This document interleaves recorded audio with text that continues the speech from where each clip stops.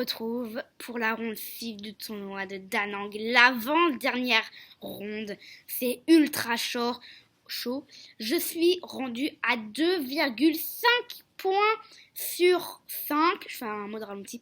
2,5 points sur 5, donc pile la moitié. Et donc, on commence ici avec la ronde 6, c'est parti. Je suis encore les Nord pour la deuxième fois, donc comme je vous l'ai dit, ça arrive que des fois, il y a des petits imprévus comme ça là. Donc, E4 a été joué. Et je balance C5. Je me suis dit, on va changer un peu. E5, ça me saoule, à chaque fois ils me font l'espagnol. On va changer. Il joue C4. Et je joue cavalier C6, ok, ultra théorique, suivi de D6, ok. Et E5 pour prendre tout le centre. Voilà, avec F4. Je vous dis pas la fin du match, hein, mais bien sûr, je vous dis déjà que je vais faire une énorme connerie dans cette... une énorme bêtise dans cette partie qui va être payée. Hein, qui va être payée. Il me joue D3 et je joue fou G4. Très bien. Pour l'instant, ultra théorique. Enfin, c'est pas théorique, mais... Ok, fou 2 et je joue H6. Donc déjà, ça c'est une connerie. Énorme. Gaffe, en fait, déjà. Une gaffe. Je sais pas pourquoi, en fait. Parce que, ouais, il y avait le système de boomerang, là, cavalier prend, là. Et ce système me saoule. En fait, si je fais cavalier prend E5, il gagne un pion. Si je prends, il prend là. Je prends, il prend là. Je prends. Donc ma tour là. Je prends, voilà. Il prend là. Du cavalier peut-être. Mais je sais pas lequel est le mieux. Je crois que prendre du cavalier est le mieux. Et ici, il gagne un pion. Et c'est dommage pour moi. Et il a loupé ça, bien sûr. Par contre, ça c'était quand même dur. Je sais pas si vous l'avez trouvé. Dites-moi dans les commentaires si vous avez trouvé quand même. Cavalier prend E5. C'est quand même chaud à voir. Il joue H3. Je déplace mon fou. Donc en fait, je crois qu'il a encore là le système de boomerang. Il est encore là. Il a fait petit roc. Ok, je joue cavalier F6. Il était encore là. Il est encore là ici. Il peut le faire encore une fois. Il déplace son cavalier en H2. Et donc, ensuite, il propose l'échange voilà, du matériel, on va dire. Bon, on ne s'est rien piqué pour l'instant. Je me dis, bon, on va se faire plaisir. Hop, je prends. Et il prend de la dame. Ça m'a ultra impressionné. Je croyais largement qu'il allait prendre du cavalier, moi. Pour comme ça, quand je viens en cavalier, quand je viens avec mon cavalier, comme ça, il prend. Je reprends, je double mes pions. Donc je me suis dit, c'est bizarre. Bon, je mets mon cavalier trop heureux d'avoir une belle case pour mon cavalier. Il s'en va. Je joue fou E16, je me développe. Ok, tranquillou. Il joue F4. Ça, c'est bien joué, par exemple, de sa part. Je prends, il prend de son fou. Donc ça, c'est très bien joué aussi.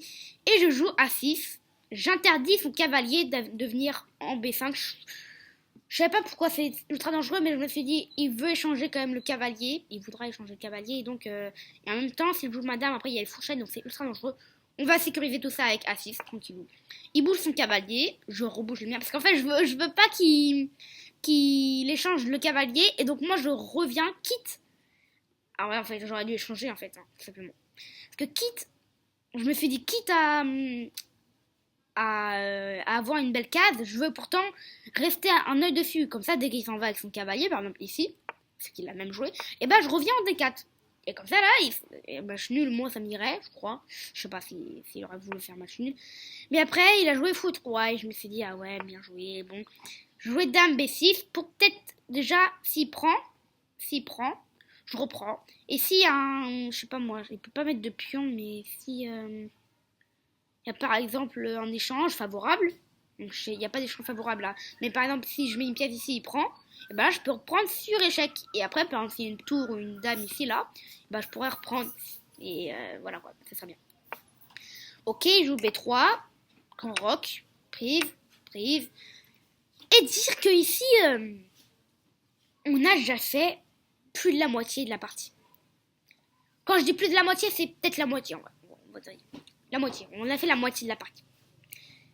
Alors que la partie vient juste de débuter. J'ai encore 25 minutes ici, même pas. J'ai 30 minutes ici, encore. 30 minutes, ok, cavalier F5, je joue fou F8, un peu le seul coup en fait pour protéger le pion et pour protéger l'autre pion aussi. Je me suis dit, ok, cavalier F3, ça, en jouant fou F8, je me suis dit, j'ai une petite idée encore une fois.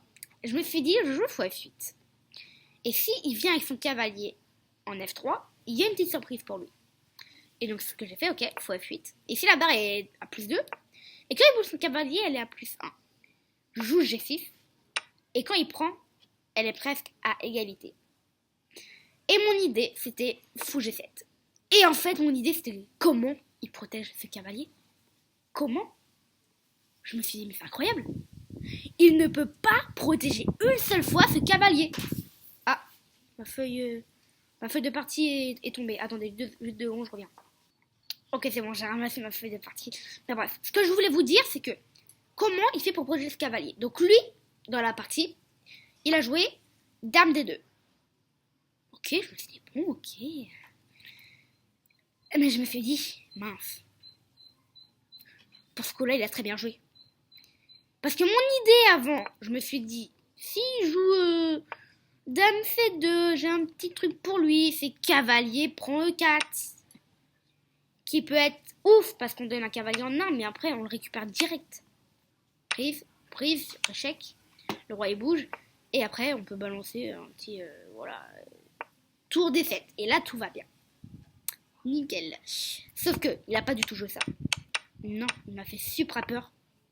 Quand j'ai vu, pourquoi il a joué ça, il m'a fait ultra peur. Je me suis dit donc, Dame C2, voilà, je fais le coup là. Et Dame E2, bon, c'est un bon coup aussi, Dame E2. Mais je me suis dit, je jouais ça, un truc du genre. Voilà, ça peut pas être mauvais. Mais donc, Dame D2, meilleur colonisateur, je sais pas quoi faire. Si je prends ici mon idée original, et bah il prend, et ça protège 2 fois finalement, comme c'est attaqué 2 fois. Et il a une pièce en plus quand même, faut l'avouer. Donc je peux pas prendre. Donc ce que j'ai fait, c'était cavalier D5. Je me suis dit, bon, il a un pion en plus, mais je vais les doubler. Donc en fait, ça va être comme s'il n'aura pas de pion en plus. Mais je vous avoue que j'ai un peu improvisé là. Il a pris, j'ai repris. Il a repris, j'ai repris. Elle a bougé son roi. Et ici, on a fait les 3 quarts de la position, genre dans 5 coups. Ici, ça s'est très mal passé pour moi. Je vous dis la vérité. Donc, j'ai plus que... Ah, je sais plus combien j'avais... 25 minutes peut-être. Ouais, j'avais 25 minutes à peu près. Je fais tour D7. Il fait tour C1 échec. Je bouge mon roi. Et ici, quel est le coup le plus originaire? Non, c'est pas ça, mais le plus normal, on va dire. Qu'est-ce qu'on se dit? On se dit, pour le blanc plutôt, qu'est-ce qu'on se dit? Bah, on se dit, ok. Ok, on a un pion en plus. Nos structures, ça fait 3. Ici. Et lui, il est 3 aussi. Donc ça va, niveau structure, il n'y a pas besoin de faire grand chose. Ouais, on a un pion en plus. Donc nous, on aimerait bien changer les dames. Donc, qu'est-ce qu'il a joué, le Vietnamien, là? Il a joué Dame C3. Normal! Normal, Dame C3. On peut rien dire d'autre. Dame C3, ok, c'est normal. J'aurais fait peut-être la même chose. Devinez ce que j'ai joué. Dans un coup, j'ai abandonné un. Bon, tout le monde voit que si je bouge ma dame, il y a quand même la tour en l'air derrière.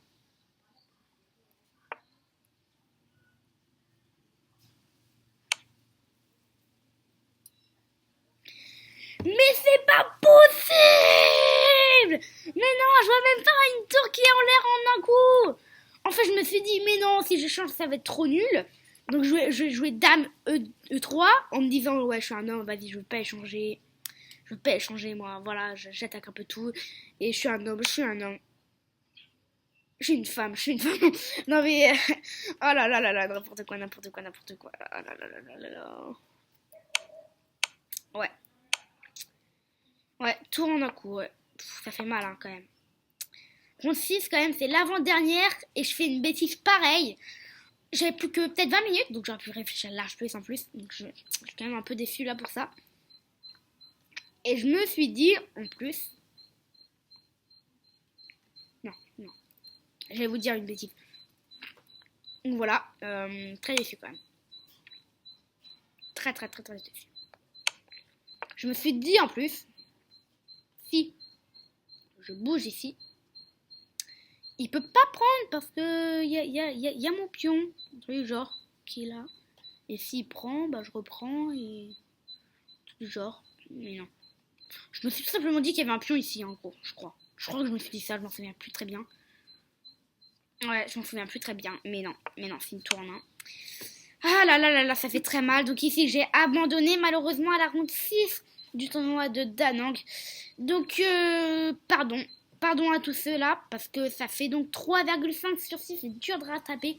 Donc demain, il faut absolument que je gagne. Enfin, pour vous plutôt, parce que moi je sais déjà le résultat. Mais il faut absolument que je gagne pour faire la moyenne. Ça veut dire que je ne serai pas au-dessus de la moyenne. Je serai toujours... si au plus haut, je serai à 3,5 sur 7. Là, je suis à 2,5 sur 6. Je serai à 3,5 sur 7.